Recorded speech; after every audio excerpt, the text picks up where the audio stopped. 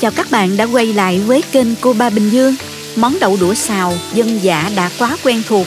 Xào thôi thì dễ, nhưng làm sao cho đậu xào giữ được màu xanh vốn có mà vẫn mềm mại khi ăn, bảo toàn được vitamin có trong đậu mới là điểm đáng chú ý. Với cách làm và chút mẹo nhỏ này của mình, ai cũng sẽ xào được đĩa đậu đũa tươi xanh, mềm mại, bổ dưỡng mà còn có vị rất thơm ngon nữa nha. Mời các bạn xem qua thành phần nguyên liệu trước khi thực hiện. Bạn cũng có thể tham khảo những dụng cụ nhà bếp mình hay sử dụng dưới phần mô tả của video.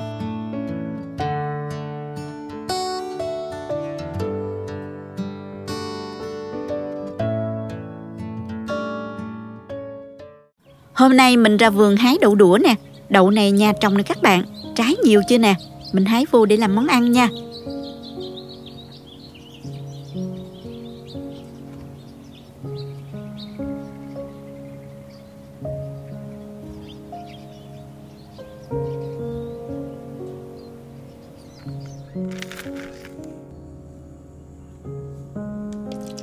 Cho nước vào thau.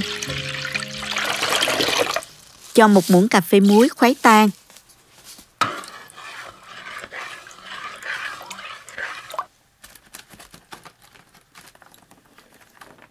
Chỗ đậu này là 400 g. Mình cắt từng đoạn ngắn chừng khoảng 5 cm như thế này.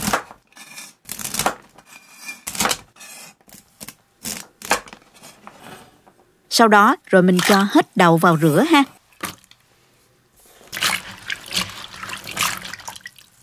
Mình rửa lại với 2 lần nước nữa rồi vớt ra cho ráo hết các bạn. Để cho món đậu xào có thêm màu sắc thì mình dùng thêm một ít ớt chuông đỏ khoảng 60 g. Cắt dọc nó ra, khoảng bằng bề ngang của đậu là được.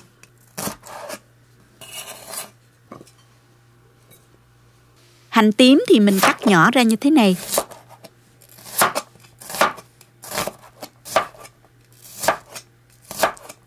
Còn tỏi thì các bạn cắt lát ra ha.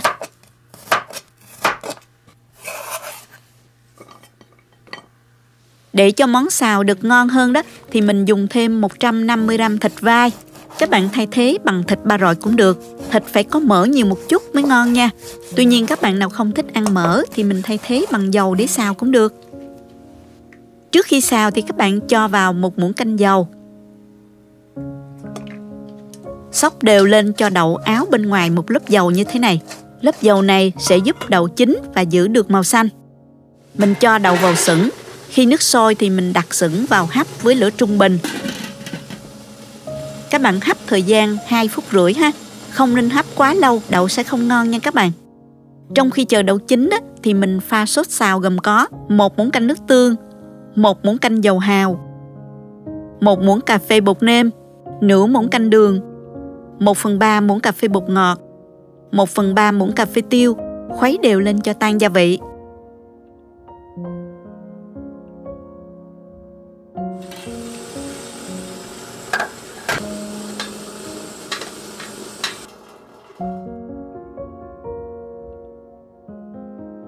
Bây giờ đến bước xào nè.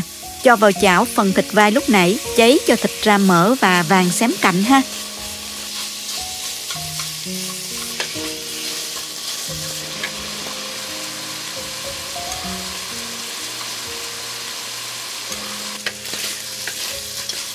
Kế đến thì mình cho hành tỏi vào phi thơm.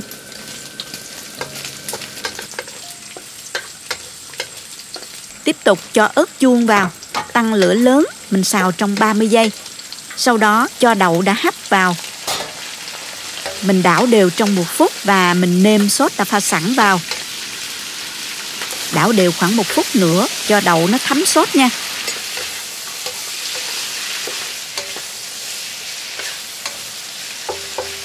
Xong rồi đó các bạn, mình tắt bếp, rắc tiêu cho thơm nè. Như vậy là hoàn thành rồi đó, quá đơn giản phải không nè? Mình cho ra đĩa và dùng cơm thôi các bạn ơi. Các bạn nhìn nè, đậu vẫn giữ được màu xanh vốn có, đồng thời bảo toàn được lượng vitamin có trong đậu đũa. Đậu mềm giòn, hòa quyện cùng với sốt dầu hào rất là hợp. Tỏi cắt lát thì bùi thơm, ớt chuông giòn giòn làm tăng thêm màu sắc cũng như hấp dẫn cho món ăn. Các bạn có thể chấm thêm chút nước tương cho đậm đà để ăn với cơm rất là bắt luôn. Chúc các bạn có món đậu đũa xào thật ngon nhé. Nếu thích cách mình chia sẻ, cho mình một like bấm đăng ký và bấm vào biểu tượng cái chuông để xem nhiều video mới trên kênh Cô Ba Bình Dương. Bạn cũng có thể truy cập website cobabình-dương.com để tham khảo công thức nấu ăn dưới dạng bài viết. Cảm ơn các bạn đã xem hết video. Chào tạm biệt và hẹn gặp lại trong video kỳ tới nha.